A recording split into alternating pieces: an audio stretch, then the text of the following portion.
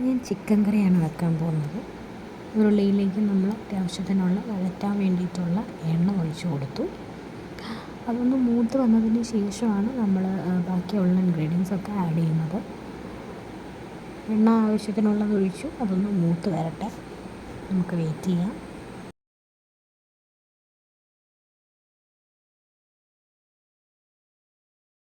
മൂത്ത എണ്ണയിലേക്ക് ആവശ്യമുള്ള നമ്മൾ ഇട്ട് കൊടുത്തു. ആവശ്യത്തിന് പച്ചമുളകും ആഡ് ചെയ്തിട്ട് നമ്മൾ നല്ലവണ്ണം ഇത് വഴറ്റുക. ഒരു ബ്രൗൺ കളർ ആവുന്നത് വരെ നമ്മൾ നന്നായിട്ട് സവോളയും പച്ചമുളകും കൂടെ വഴറ്റുക.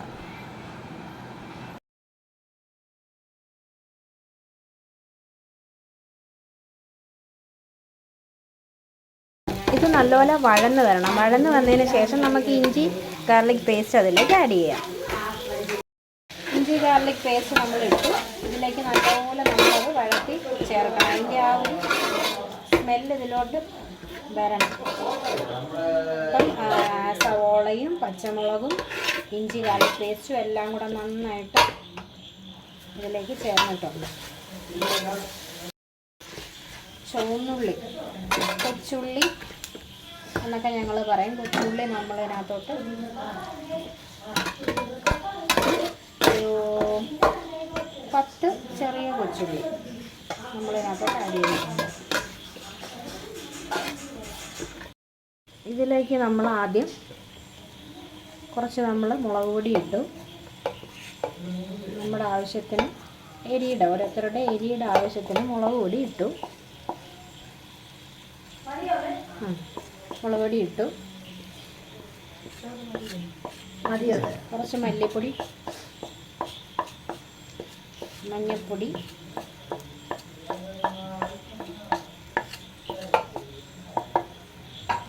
പിന്നെ ചിക്കൻ മസാല.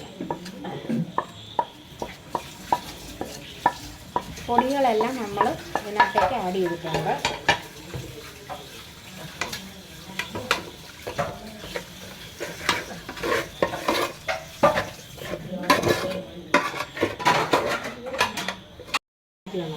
നമ്മൾ പുരട്ടി വെച്ച ചിക്കൻ ഇതിലേക്ക് നമ്മൾ ആഡ് ചെയ്തു. ഇനി നമ്മളിത് നല്ലോണം ഇളക്കി കൊടുക്കുക. നമ്മൾ ഈ ചെയ്ത അരപ്പ് കൂട്ട് എന്ത് വേണമെങ്കിലും പറയാം. ഇത് നമുക്ക് ഇതിൽ ഓൾറെഡി വെള്ളമുണ്ട്. വേണമെങ്കിൽ നമുക്കൊരു ഇച്ചിരി വെള്ളം ഇപ്പം ആഡ് ചെയ്ത് കൊടുക്കാവുന്നതാണ്. ഇതെല്ലാം കൂടെ നമ്മൾ ഇതിനകത്തേക്ക് ജോയിൻ ചെയ്യുക. എല്ലാം കൂടെ നമ്മളിതിലേക്ക് ജോയിൻ ചെയ്തിട്ട് പുരട്ടി നമ്മളിത് ചേർക്കുക.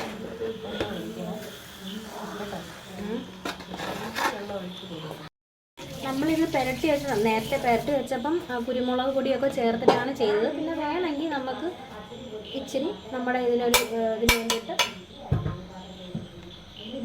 ഇച്ചിരി കുരുമുളക് പൊടി. അപ്പം നമ്മൾ ചിക്കൻ കറി ആയിട്ടുണ്ട്. അടിപൊളി ചിക്കൻ കറി നമ്മൾ കുറച്ച് വയ്ക്കാൻ വേണ്ടി വെച്ചിരിക്കുകയാണ്. ഇതിനകത്ത് നമ്മൾ കുറച്ച് വേണമെങ്കിൽ മല്ലിയില ഇടാം. കുറച്ച് നമ്മൾ ചുമ്മാ ഡെക്കറേഷന് വേണ്ടിയിട്ട് മല്ലിയില ഇട്ടിട്ടുണ്ട്. എല്ലാവരും ഒന്ന് ട്രൈ ചെയ്ത് നോക്കൂ.